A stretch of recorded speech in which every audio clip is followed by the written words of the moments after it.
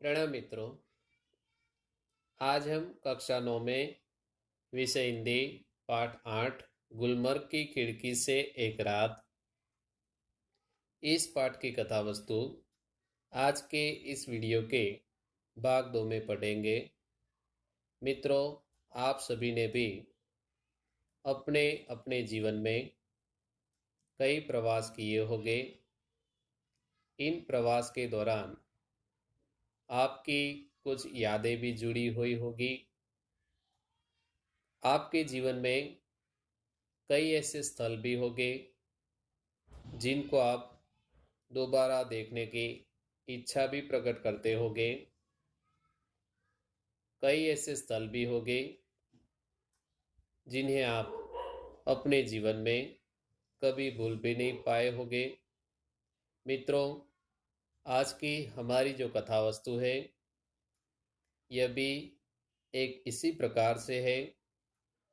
गुलमर्ग कश्मीर का एक बहुत ही सुंदर प्राकृतिक स्थल है, जहां पर मोहन राकेश जी ने इस यात्रा वर्णन हमारे सामने रखा है। तो आइए अब हम पाठ की कथा वस्तु देखते हैं। कुछ जगह होती है जिन्हें आंख एक बार देखती है तो चौंक उठती है, फिर धीरे धीरे परिचित होकर उदासीन हो जाती है। गुलमर्ग ऐसी जगह नहीं है। यहाँ पर लेखक हमें बताते हैं कि हमारे जीवन में कई ऐसे स्थल भी होते हैं जिन्हें हम एक बार देखते हैं तो हमारी आंखें उन्हें देखकर चौंक भी जाती है। लेकिन जब हम उन स्थलों से परिचित होते हैं तो बाद में हमें उन्हें अधिकतर देखने की इच्छा हो भी या न भी हो, ऐसा भी बनता है। लेकिन गुलमर्ग ऐसा स्थल नहीं है। मैं जब पहली बार गुलमर्ग गया तो मुझे वहां कुछ भी असाधारण नहीं लगा। एक खुला सपाट मैदान, देवदारों के घने झुरमुट और बस। तब मैं घंटे भर में सारा गुलमर्ग देख आया था। यहाँ पर लेखक हमें बताते हैं कि जब वह पहली बार गुलमर्ग गए तो वहां पर उन्हें कोई साधारण सा खास लगा नहीं। केवल उन्हें ऐसा एहसास हुआ कि गुलमर्ग में केवल एक खुला सपाट मैदान है, देवदारों के घने वृक्ष है और उनकी ये यात्रा घंटे भर की ही रही थी। मगर बाद में महीनों वहां रहने पर एहसास हुआ कि पहली बार तो क्या, बाद में भी कभी उस स्थान को पूरा नहीं देख पाया, उसे पूरा कभी देखा ही नहीं जा सकता। शायद यही कारण है कि गुलमर्ग में रहकर वहां के साथ व्यक्ति की आत्मीयता धीरे धीरे इतनी गहरी हो जाती है कि वह अपने को भी उस सपाट मैदान के एक हिस्से के रूप में ही देखने लगता है। यहाँ पर लेखक हमें बताते हैं कि मगर जब वे बाद में गुलमर्ग गए और वहां महीनों भर उन्हें वहां रहना पड़ा तो वहां के जो प्राकृतिक नजारा है उसे देखकर उन्हें बहुत ही आश्चर्य हुआ। वह कहते हैं कि गुलमर्ग के साथ व्यक्ति की आत्मीयता यानी अपनापन धीरे धीरे इतनी गहरी हो जाती है कि उसे भी उस सपाट मैदान के एक हिस्से के रूप में ही देखने लगता है। कांपती तितलियों, उड़ते बादलों और बर्फ से चमकती पहाड़ियों की तरह, दूसरी ओर वह पूरा विस्तार, उसमें वह स्वयं भी रहता है। उसे अपने में समाया सा लगता है। सूर्योदय और सूर्यास्त दोनों संध्याएं, घना कोहरा, पीली धूप और सब कुछ।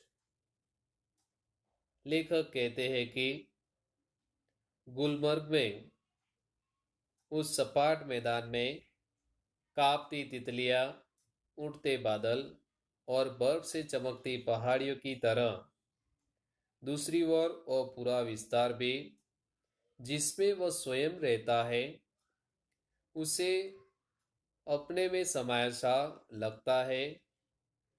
गुलमर्ग में विशेषकर सूर्योदय और सूर्यास्त दोनों संध्याएं, घना कोहरा, पीली धूप और सब कुछ।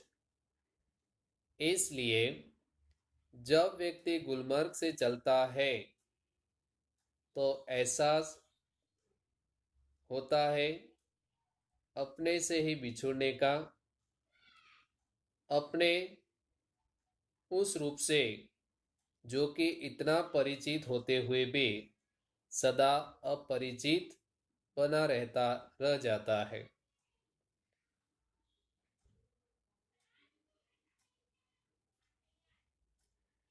गुलमर्ग में सपने फूल बनकर उगते हैं। हरियाली के आर पार, लाल लाल छतों के ऊपर, आकाश में आंखें मुग्ध होकर देखती रहती है और फूलों में नए नए रंग भर जाते हैं। वातावरण में नई नई कोपलें फूट आती है। यहाँ पर लेखक कहते हैं कि गुलमर्ग एक ऐसी जगह है जहाँ पर सपने फूल बनकर आते हैं। हरियाली के आर पार, लाल लाल छतों के ऊपर, आकाश में आंखें मुग्ध होकर देखती रहती है और फूलों में नए नए रंग भर जाते हैं। वातावरण में नई नई कोपलें फूट आती है। हर क्षण एक नए अनुभव, नए रोमांच की सृष्टि होती है। सृष्टि यानी दुनिया। लेखक कहते हैं कि गुलमर्ग एक ऐसा प्राकृतिक स्थल है कि वहाँ की जो दुनिया है, एक नए अनुभव के साथ हमारे सामने आती है। वहाँ की जो हरियाली है, वहाँ के जो घर है, उनकी लाल लाल छतें, आकाश हमें मंत्र मुक्त कर देते हैं। फूलों में नए रंग भर जाते हैं। वातावरण में नई नई कोपलें फूट आती है। जीवन में प्रत्येक क्षण एक नई सृष्टि का रोमांच होता है। बादलों के पोर्टिको के नीचे लोग बाहें फैलाए घास पर बैठे हैं। लेखक बताते हैं कि पोर्टिको यानी बरामदे के नीचे जो लोग हैं, वह घास पर बाहें फैलाकर बैठे हैं। दूर दूर तक सैलानियों की पंक्तियां घोड़े दौड़ाती नजर आती है। सैलानी यानी प्रवासी। लेखक कहते हैं दूर दूर तक जहां भी हम देखें तो प्रवासी अपने घोड़े दौड़ाते नजर आते हैं। रंगों के कुछ बिंदु हरियाली के पट पर जहां तहां छिटके हैं।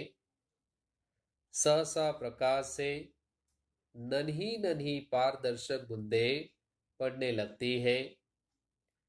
यहाँ पर लेखक हमें कहते हैं कि लोग बरामदे के नीचे घास पर बाहें फैलाए बैठे हैं। वहां पर आए हुए प्रवासी दूर दूर तक घोड़े दौड़ाए जाते नजर आते हैं। रंगों के कुछ बिंदु हरियाली के पट पर जहां तहां छिटके हुए हैं और सहसा उनमें जब प्रकाश की नन्ही नन्ही पारदर्शक बूंदें गिरने पड़ती है, रंगीन बूंदों का पूरा विस्तार एक बार सिहर जाता है। सिहर जाना यानी ढक जाना, और अपने को समेटने लगता है। हरियाली का सपना कुहासे के फूल में बदल जाता है। मैदान सुरमई आभा ओढ़ लेता है। वहां की जो मैदान एक सुंदर रचना हमें देखने को मिलती है। अब चारों तरफ धुंध ही धुंध है और बेबस होकर फैली पगडंडियों यानी लोगों के चलने के बाद बना हुआ एक रास्ता छोटा सा,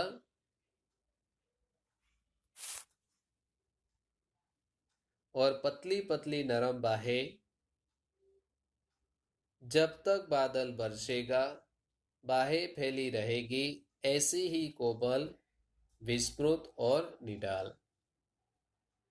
यहाँ पर लेखक हमें बताते हैं कि वहां पर आए हुए सैलानियों की पंक्तियां घोड़े दौड़ाए सुबह में जा रही है। हरियाली पर नन्ही पारदर्शक बूंदें गिरी हुई है। रंगीन बूंदों का यह पूरा विस्तार सिहर गया है और हरियाली का सपना कुहासे के फूल में बदल जाता है। मैदान ने एक सुरमई सुंदर आभासी ओढ़ ली है। आगे देखिए, सूरज चमकेगा तो फूल में से नया सपना जन्मेगा। आकाश में बादलों के नन्हे नन्हे द्वीप द्वीप यानी टापू इधर उधर भटके के फिर लेखक कहते हैं कि जब सूरज निकलेगा यानी सूरज चमकेगा तो फूल में एक नया स्वप्न जन्मेगा। आकाश में बादलों के नन्हे नन्हे द्वीप इधर उधर भटकते फिरेंगे। भेड़ों और बकरियों के रेवड़ पगडंडियों पर टंग जाएंगे। भेड़ बकरियों के रेवड़, रेवड़ यानी समूह, भेड़ और बकरियां जो है वह जो पगडंडियां है उन पर खड़ी रह जाएगी। दिन तब रात की प्रतीक्षा करता सा प्रतीत होता होगा। रात आएगी तो सब कुछ खामोश हो जाएगा। मैदान की वह खामोशी भी जो दिन के समय इतनी वाचाल हो जाती है। यहाँ पर लेखक बताते हैं कि जब सूरज चमकेगा यानी सूरज जब निकलेगा तब आकाश में बादलों के नन्हे नन्हे द्वीप इधर उधर भटकते रहेंगे। भेड़ और बकरियों के रेवड़ पगडंडियों पर ढके रह जाएंगे। दिन तब रात की प्रतीक्षा करता रहेगा और रात आएगी तो सब कुछ खामोश हो जाएगा। वह खामोशी भी जो दिन के समय इतनी वाचाल हो जाती है, जो दिन भर वाचाल थी, वह रात के समय वहां का जो दृश्य है वह शांत हो जाएगा। गुलमर्ग की वह रात मुझे कभी भी नहीं भूलेगी। मैं होटल की खिड़की में खड़ा था। दूर, बहुत दूर सामने से एक बरसती घटा मेरी तरफ बढ़ती आ रही थी।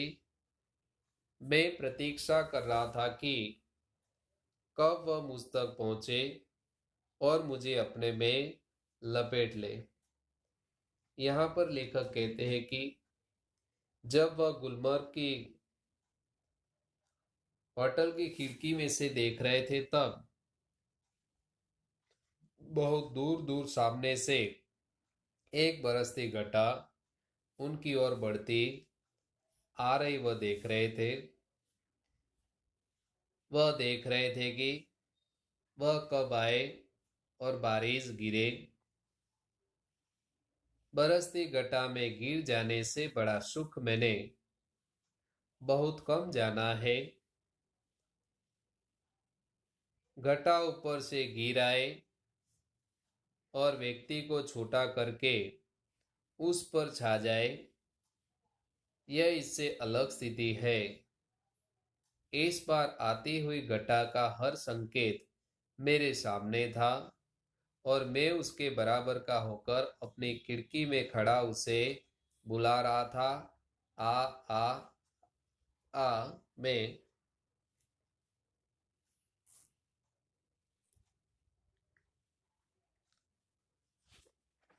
तुझसे मैं कमजोर नहीं हूं। हवा तेज थी मगर घटा तेजी से नहीं बढ़ रही थी। हालांकि तूफान बहुत उठा हुआ था। बार बार जोर की गरज होती थी जिसमें धरती और आकाश की सिराएं कांप जाती थी। बार बार सामने के चित्रपट पर बिजली कांपती थी और प्रकाश का वह भयानक विस्फोट हर चीज को नंगा कर जाता था। मैं खुश था कि थोड़ी देर में ये बूंदें मेरे ऊपर बरसेगी। बिजलियों का यह कहर मेरे ऊपर टूटेगा। मैं बाहें फैलाकर सामने से उसे अपने ऊपर लेने के लिए तैयार था।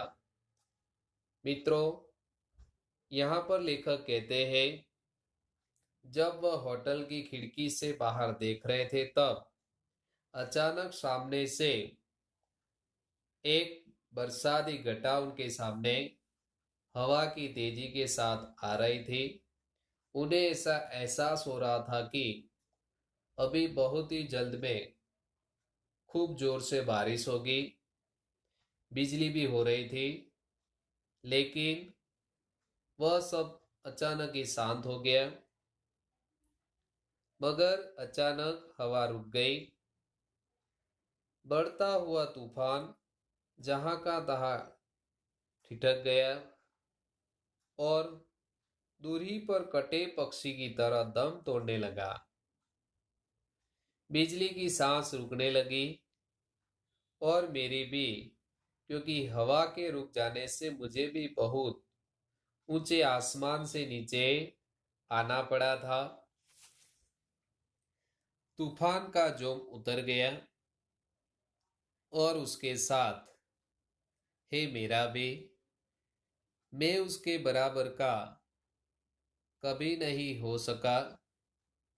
लेखक कहते हैं कि उन्हें जितनी प्रतीक्षा थी कि अभी सामने से बारिश आएगी, लेकिन उनकी में जो इच्छाएं थी वह रुक गई। हवा रुक गई। बढ़ता हुआ तूफान भी जहां का तहां ठिठक गया। बिजली की जो सांसें थी वह भी रुक गई। हवा रुक जाने से भी मुझे भी बहुत ऊंचे आसमान से नीचे आना पड़ा था। आगे देखिए, वे ऐसे क्षण थे जो जीवन में दो एक बार ही आता है। गुलमर्ग में रहते हुए ऐसे क्षण हर किसी के जीवन में किसी न किसी के रूप में अवश्य आते होंगे। लेखक कहते हैं कि गुलमर्ग का ये जो दृश्य उन्होंने देखा, वहां पर रहने वाले लोगों के जीवन में तो यह नजारा कई बार आता होगा, लेकिन उनके लिए ये क्षण बहुत ही अमूल्य थी। तभी तो मुद्दत तक वहां रह चुकने पर भी कोई आकर्षण व्यक्ति को फिर से खींचकर वहां ले जाता है। वरना वहां है क्या? एक खुला सपाट मैदान जहां ज्यादा गोल्फ खेली जा सकती है। व्यक्ति क्यों बार बार वहां जाना चाहता है? क्या गोल्फ खेलने के ही लिए, गोल्फ यानी एक खेल है गोल्फ, वह खेलने के लिए ही जाता है क्या? मित्रों, गुलमर्ग की खिड़की से एक रात, इस पाठ की कथा वस्तु में हमने देखा कि गुलमर्ग में लेखक ने यहाँ पर हमारे सामने गुलमर्ग का जो प्राकृतिक नज़ारा है, वहाँ की जो सुबह और शाम का जो सौंदर्य है, वह हमारे सामने रखा है। पाठ के स्वाध्याय के बारे में हम आगे के वीडियो भाग 3 में देखेंगे। आज का आपका गृह कार्य है, पाठ का पठन करना है आपको। प्रणाम, अस्तु।